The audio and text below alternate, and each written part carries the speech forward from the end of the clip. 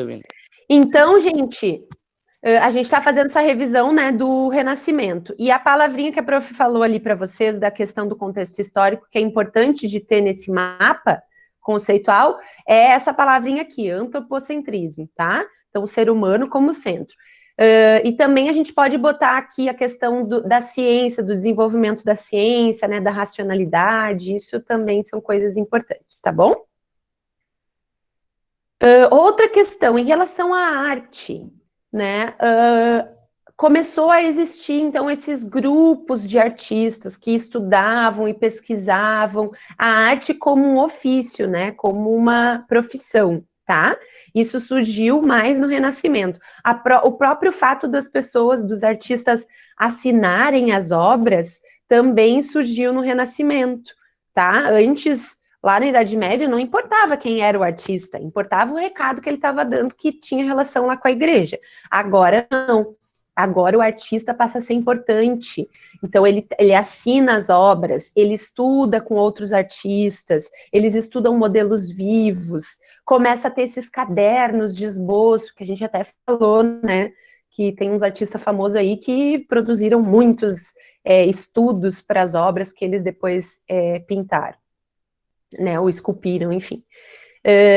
Então, isso também é importante, tá? Tem uma mudança bem significativa em relação à arte, e uma produção muito grande artística e cultural nesse momento, muito maior do que no período da Idade Média, apesar de no período da Idade Média também, né, terem sido desenvolvidas algumas questões relacionadas à arte, tá? Mas aqui, no Renascimento, é um estouro, assim, inclusive uma valorização muito grande do artista, tá? E por que a palavra renascimento? Ó, é importante para o mapa. Renascimento. O que a gente está querendo renascer nesse período?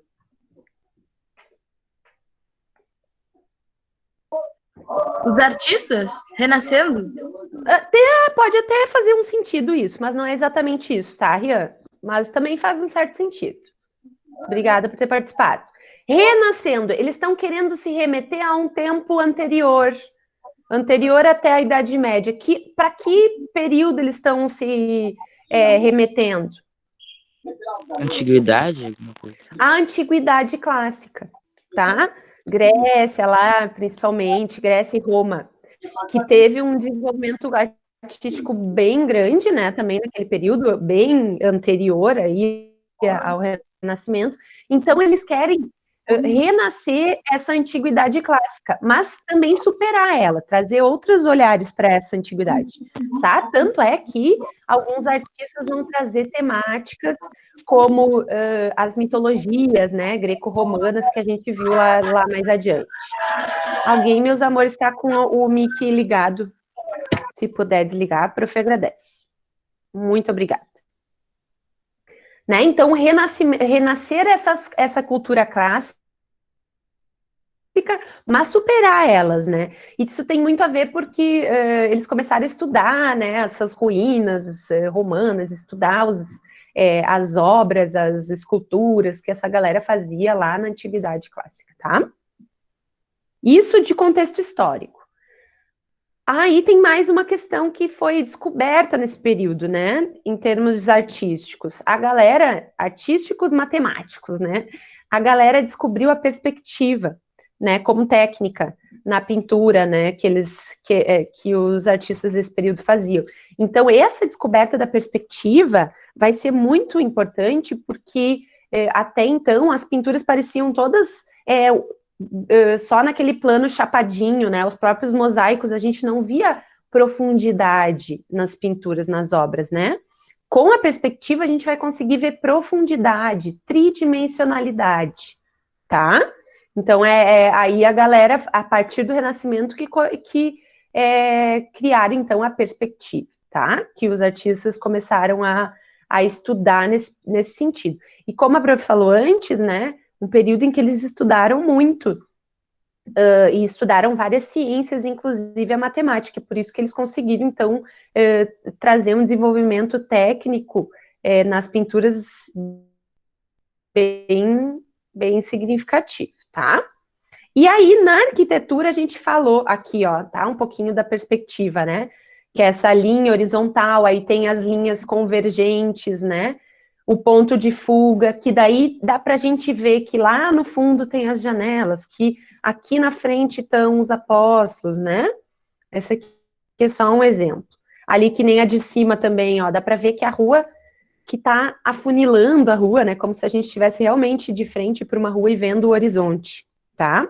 Então, isso aparece muito em muitas obras no Renascimento. E aí, na arquitetura, escreve lá, arquitetura, a gente viu um carinha só da arquitetura e uma história sobre esse carinha. Quem foi ele? Então, ó, Michelangelo. Renascimento, já falamos contexto histórico. Não, já falamos contexto histórico. Aqui, antes de depois a gente vai falar do Michelangelo, né? O Também é um Botticelli, nome que vai estar aí no mapa, tá? Mas também não. Dá uma olhadinha no slide aqui que a prof botou. Lembra dessa história dessa Não tá abóbada? aparecendo, Ciro. Que vocês ficaram bem impressionados? sim, que ele era Não tá matemático, aparecendo. ele era artista e arquiteto, né?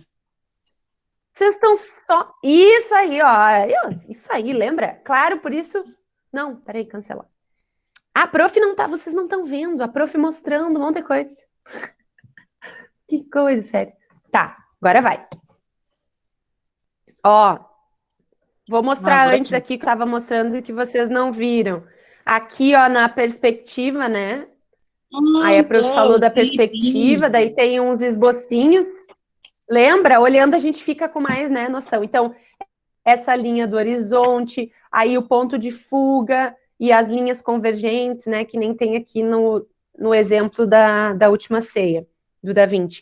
Que a gente vê lá o fundo, ó, tem coisas que estão no fundo. A gente tem essa sensação de enxergar que elas estão no fundo, lá, na profundidade, tá?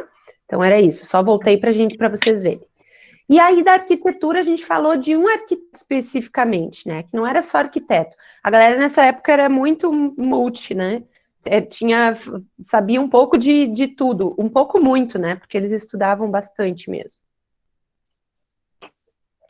Então, escreve lá, arquitetura. Filippo Brunelleschi,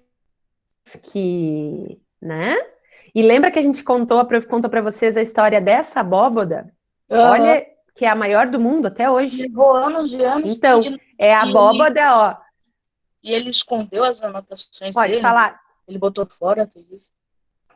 A gente não teve as anotações dele, mas, tipo, ele teve que fazer muitos estudos para conseguir desenvolver essa abóboda, porque os cálculos matemáticos não fechavam, né? E era muito pesado para manter essa estrutura. Lembra que a prof falou? 40 mil toneladas. Uhum. É um troço surreal. E é a maior do mundo até hoje. Não existe nenhuma abóboda maior do que essa no mundo. Como isso deixou no Né? Então, da abóboda? isso, anota. Anota ali. Olha aqui, ó, é da Catedral de Florença, tá? E o nome dele é Filippo Brunelleschi.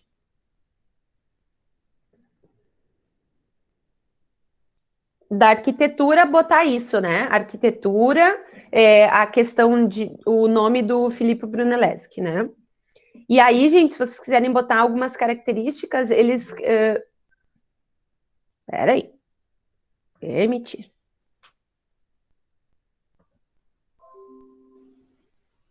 Vou voltar.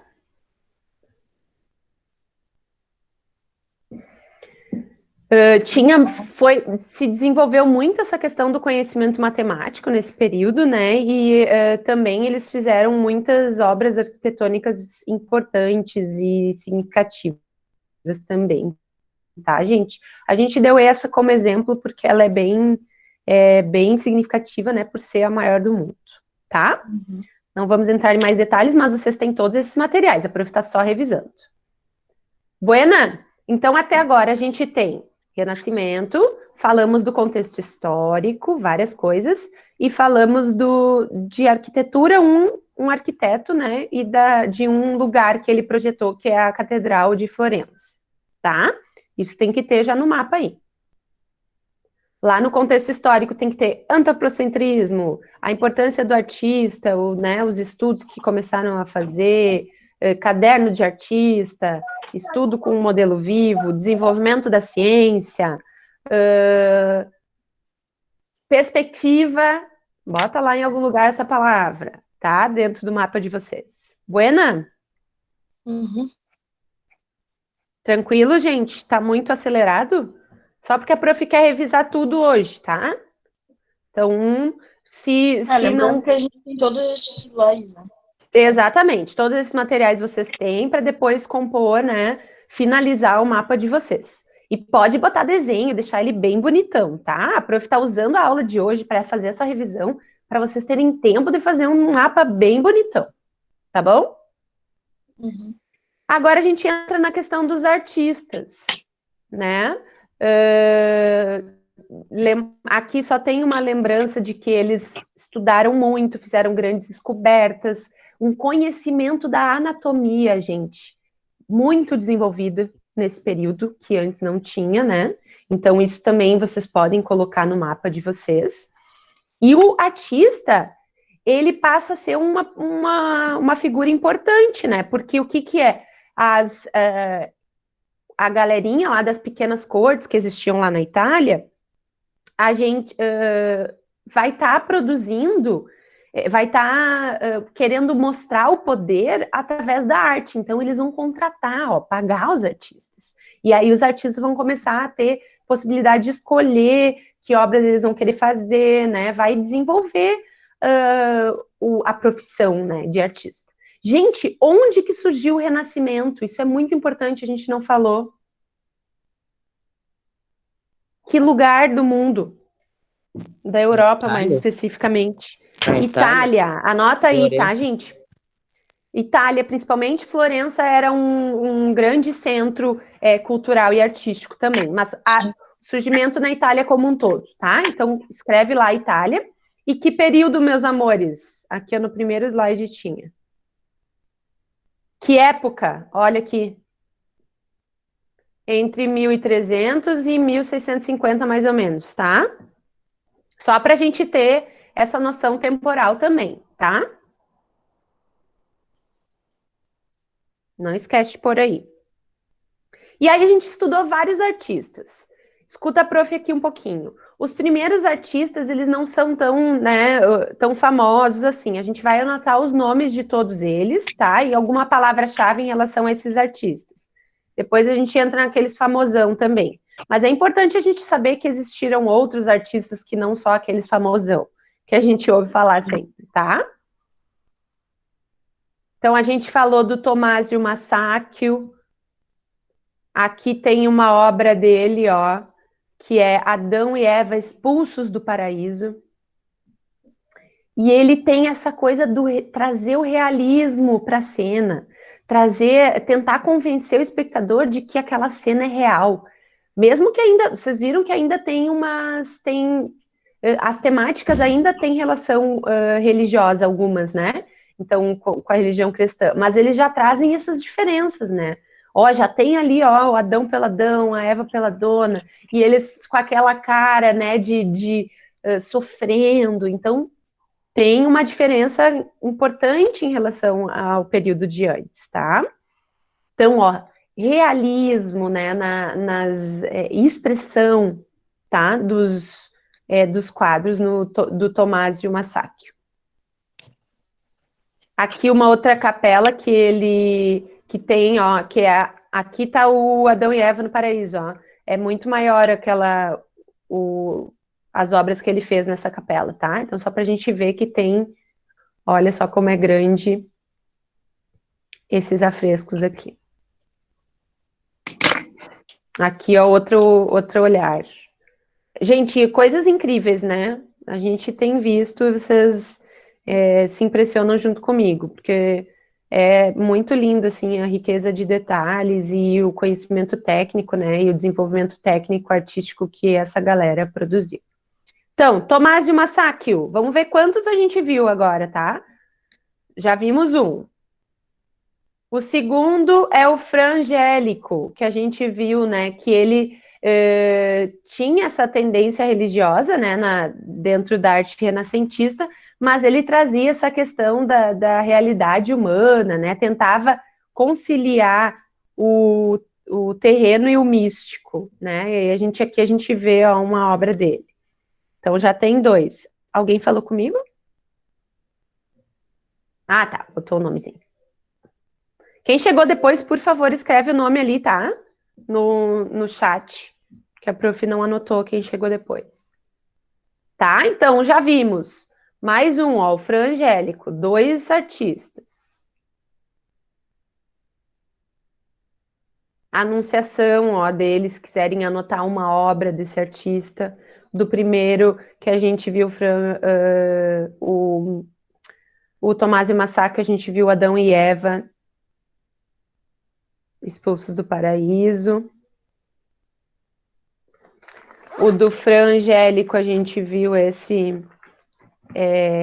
duas obras, né? Deposição de Cristo e essa que é a Anunciação. Obras também religiosas. Estão conseguindo fazer, gente, o mapa? Como é que estamos aí nesse processo?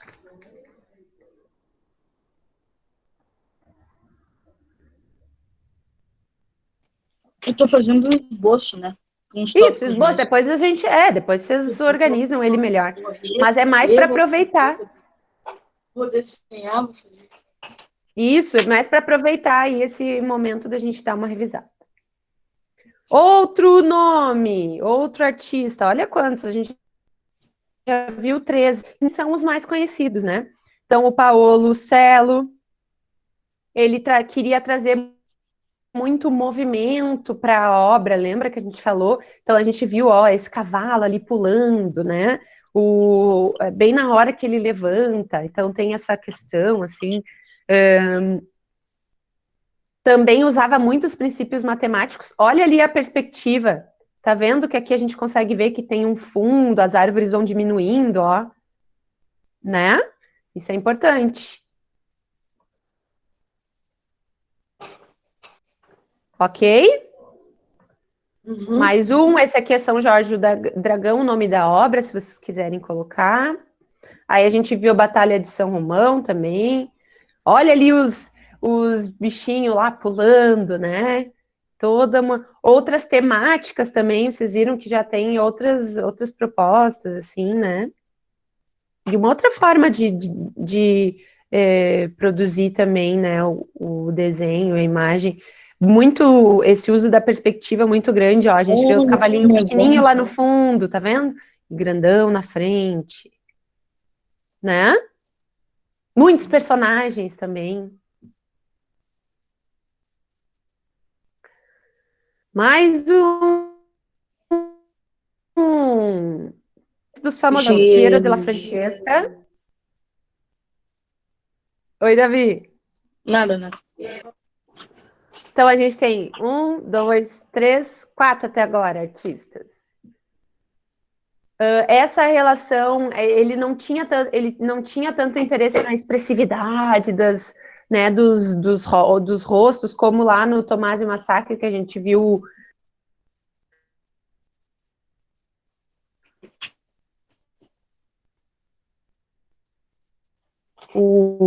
né, que queria, né? Então a gente vê assim, ó, forma um triângulo aqui nessa obra. O Jesus ali, ele não tá com uma cara muito, né? Não tem uma super expressão, nem né, a galerinha que tá ali, os soldados que estão ali meio dormindo. Mas tem muito essa concepção geométrica, né, na forma da produção, assim, dele. Olha, aqui ele fez os bustos, né, esse díptico, com essas dois retratos também. Então, nesse período se desenvolve muito essa questão do retrato, da nobreza, geralmente, né, não é de qualquer pessoa comum, mas as pessoas que têm mais aquisição, que estão lá nas cortes e tal, eles fazem esses retratos, lembrando, né, gente, a galera não tinha fotografia na época, então uma forma de deixar para a posteridade aí as suas imagens, as suas carinhas, era contratar os pintores, então eles faziam muito isso, tá? E aqui tem um um díptico do Piero della Francesca também, que é desses dois, né, da Battista Safrazda,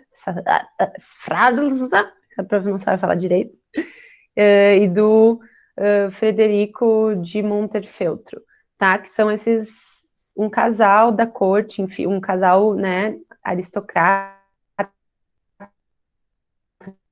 grana, tá? E aí a gente chegou num dos famosinhos. Quem lembra?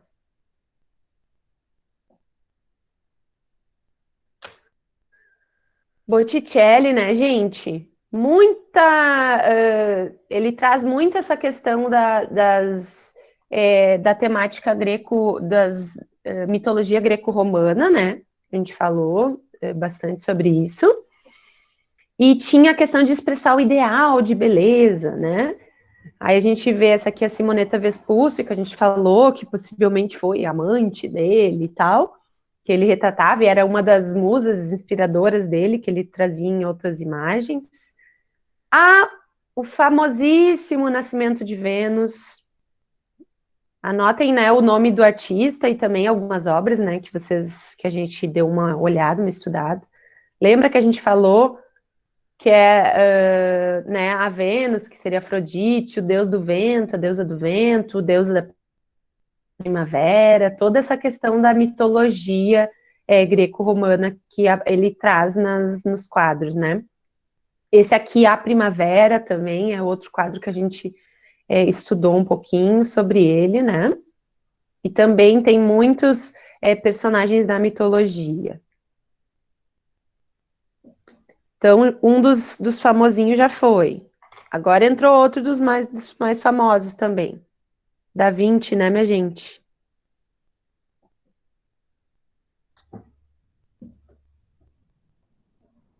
Então, um grande estudioso, né, estudou muito anatomia, perspectiva, ótica, tem muitas anotações, ó, aqui uma anotação dele, ó, de estudo anatômico, criança no útero,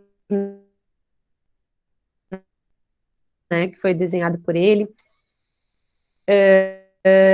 Ele é o autor dessa obra, a gente falou um pouquinho da história da obra, e também importante que ele desenvolveu essa técnica, ó, a técnica do esfumato, que a prof falou para vocês que dá essa característica na obra de mais realismo para essa perspectiva aqui, né? E ele fazia botando muitas camadas de tinta. E aí a gente conseguia esse aspecto de que no fundo tá mais tem como se fosse uma neva mais branquinha ali, mais esbranquiçada, que dá essa sensação de que isso é mais real, né? Então, tecnicamente, esse quadro é muito bem desenvolvido, pintado, ele ficou famoso também por isso, porque ele foi roubado, lembra? A gente contou várias histórias, né, em relação a esse quadro, mas é uma das obras-primas do Leonardo da Vinci. Falamos também da Última Ceia, né, que é outro quadro também importante, super grande, que ele pintou também, outra obra dele.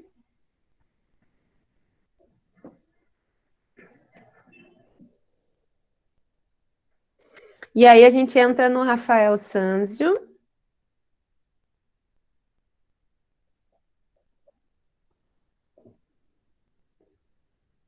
Essa é uma das obras mais importantes dele também, uma das últimas. Olha a quantidade olha a expressão dessa galera aqui. A quantidade de personagens, a forma como ele pintou esses tecidos. Olha que perfeição técnica, né, minha gente? É um uso da iluminação também interessante.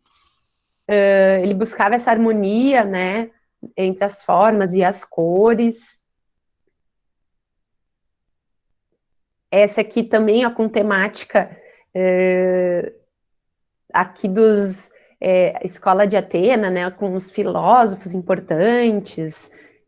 Então, também, né, uma temática relacionada a essa antiguidade clássica, né, que a gente falou, que é uma das... o título Renascimento tem a ver com isso, né, que eles vão tentar renascer essa cultura da antiguidade clássica, claro, com modificações, né, e novas propostas em relação a isso, mas eles estudam muito a forma como os artistas naquela época também pintavam e esculpiam. Michelangelo, mais um.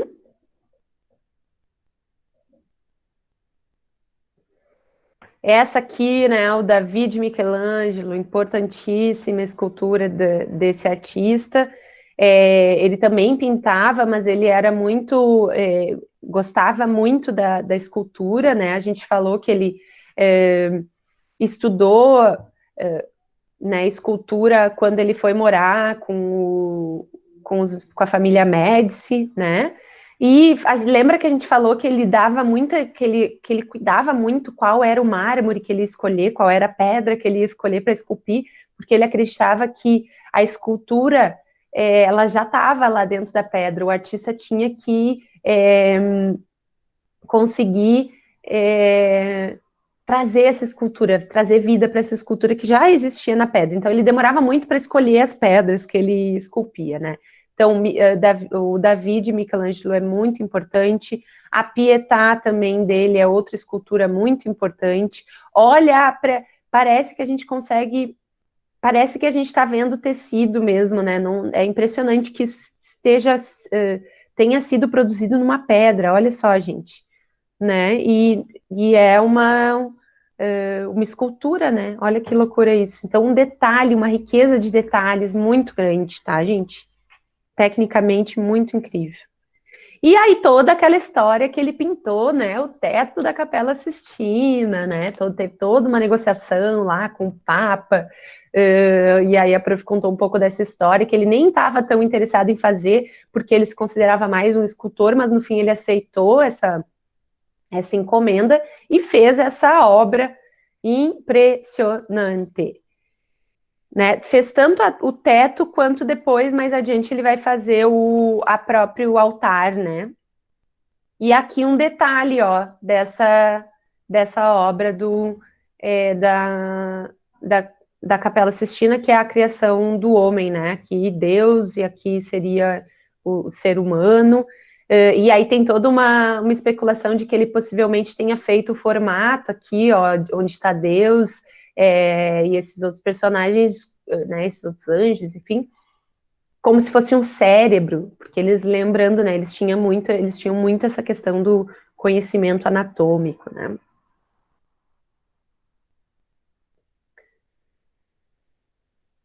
E aí a gente entra para as 3 artistas que a gente estudou. Plautila Nelly, porque daí a gente deu uma pesquisada, né? Ué, mas só homem? A gente estudou, olha quantos a gente viu. 1, 2, 3, 4, 5, 6, 7 artistas homens. Não teve nenhuma mulher que pintou e desenhou e esculpiu nessa época. A gente deu uma investigadinha e a prof deixou esses 3 nomes para vocês pesquisarem e a gente conversou sobre elas, né? Plautila Nelly, Sofonis Manguissola e Elisabetta Cirani.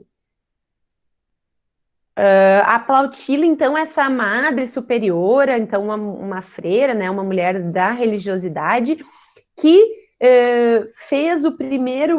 montou um ateliê dentro do desse espaço religioso só para mulheres pintarem, então muito importante, muito inovadora, né? E aí dentro desse ateliê ela ensinava as mulheres a pintarem. Foi uma artista autodidata, lembrando, nenhuma dessas artistas teve a possibilidade de estudar com os modelos vivos, como os artistas homens tinham essa possibilidade, porque era proibido na época. Algumas delas estudaram, conseguiram estudar pintura porque seus familiares eram pintores, e outras eram autodidatas, como a Plautila Nelly, né? A gente estudou a última ceia dela, que foi encontrada lá no refeitório, lembra, de um mosteiro, uma obra gigante lá de 7 por 2 metros, que foi restaurada, né? Foi encontrada em péssimo estado de conservação, a prof falou para vocês. Fala, Davi. Que foi encontrada nessas condições, né?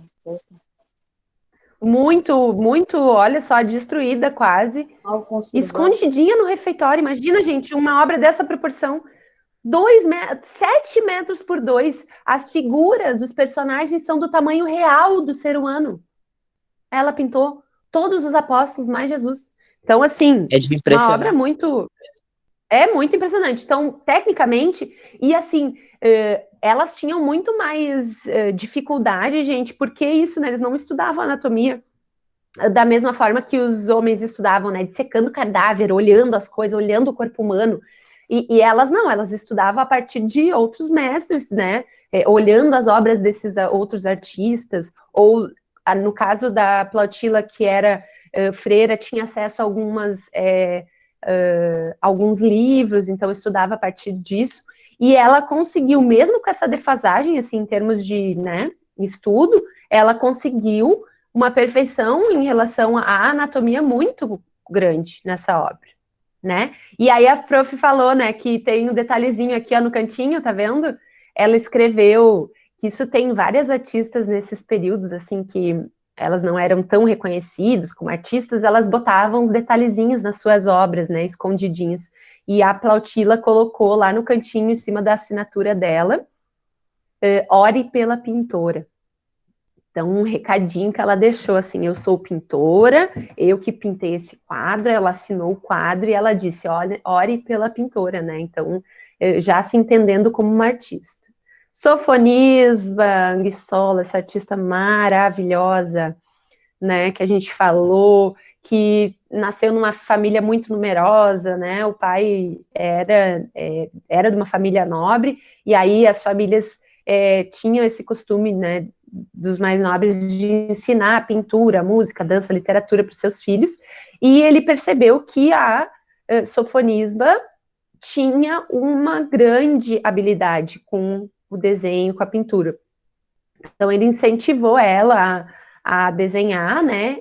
E aí, com 10 anos, ela foi estudar com esse mestre, né, o Bernardino Campi, e com 15 anos ela já estava famosa pintando vários, né, sendo paga para ser pintora. Então, isso é interessante, porque diferente da Plautila, que era madre, né, freira, que fez lá montou o seu primeiro ateliê para as mulheres artistas, ela não ganhava dinheiro como artista, né, ela tinha uma vida religiosa. A Sofonisba não, a Sofonisba e a Elisabetta, que a gente vai estudar aqui um pouquinho também, vai relembrar, elas duas não, elas conseguiram se manter financeiramente, né, como artistas mulheres. A Sofonisba é conhecida pelos autorretratos, que ela produziu, muitos.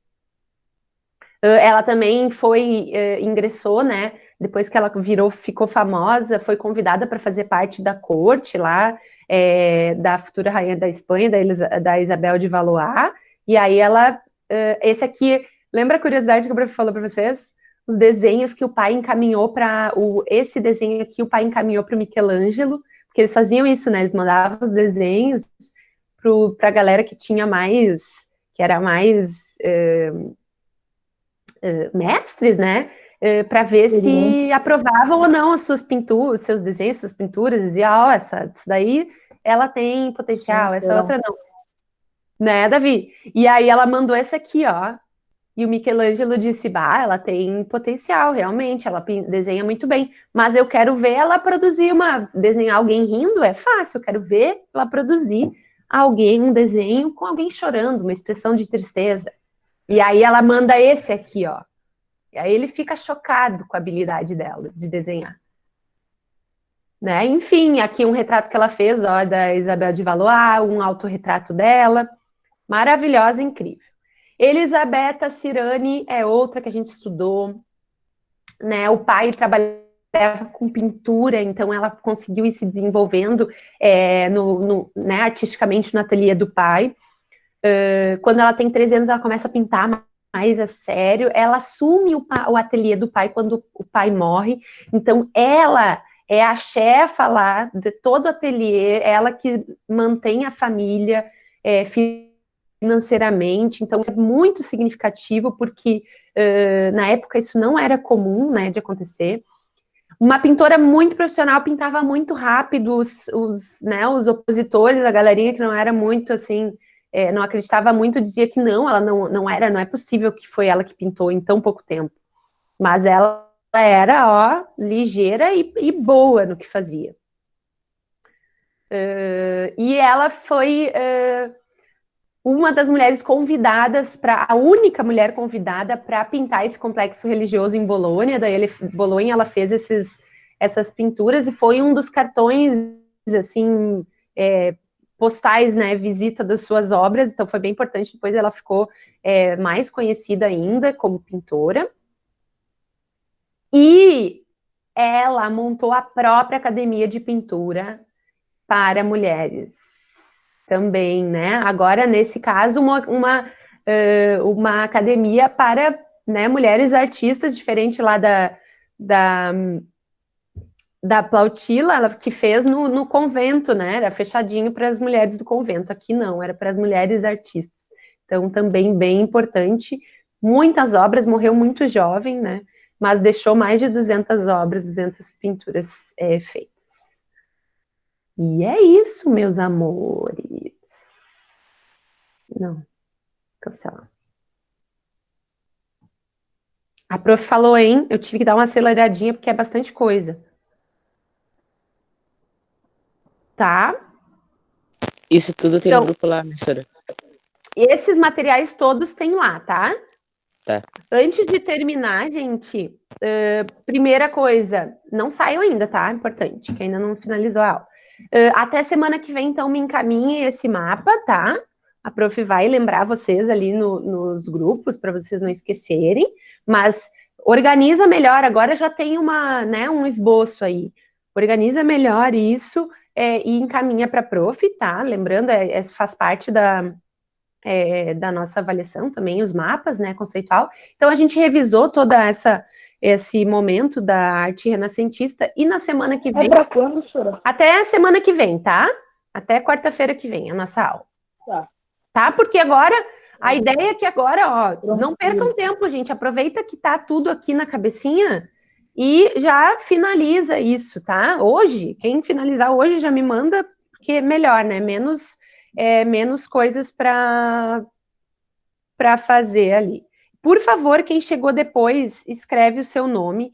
E, gente, eu vou agradecer a presença de vocês, de todos vocês, e vou pedir para algumas pessoas ficarem comigo, tá? No final. Não fiquem tristes quem não for ficar. É só para ficar conversar. Aí, Mariana, vão botando os nomes. Então, lembrando, mandar o mapa conceitual até semana que vem.